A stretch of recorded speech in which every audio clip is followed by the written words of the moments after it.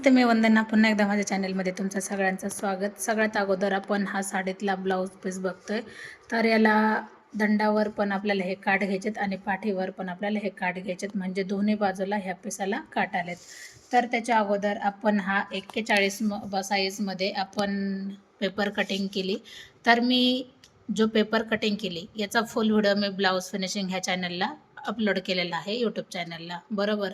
आता एकाच कस्टमरचे 3 ब्लाऊज होते आणि मी तेच 3 हे ब्लाऊज मी वेगवेगळ्या पद्धतीने तुम्हाला सांगण्याचा प्रयत्न करते. तर आपण कमी वेळामध्ये पेपर ठेवून आपण कटिंग कशी केली, तर आपण त्याच कस्टमरच्या मापानुसार आपण पेपर कटिंग केली. तर मग मी काय केलं, जसं आहे तसं पूर्ण मी आखून घेतले.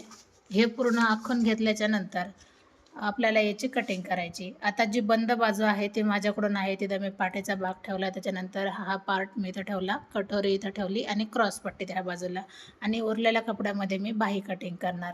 तर अशा पद्धतीने मी 1 मीटरमध्ये हा पूर्ण ॲडजस्ट केला आहे पीस. तर तुम्हाला पूर्ण व्हिडिओ जर पाहायचा असेल कटिंग, तर पुन्हा एकदा सांगते, यूट्यूब चॅनलला जाऊन बघा, म्हणजे तुम्हाला हे पेपर कटिंगची माहिती तुम्हाला पूर्ण भेटून जाईल. तर ब्लाऊज कसा झाला आहे नक्कीच कमेंट करा.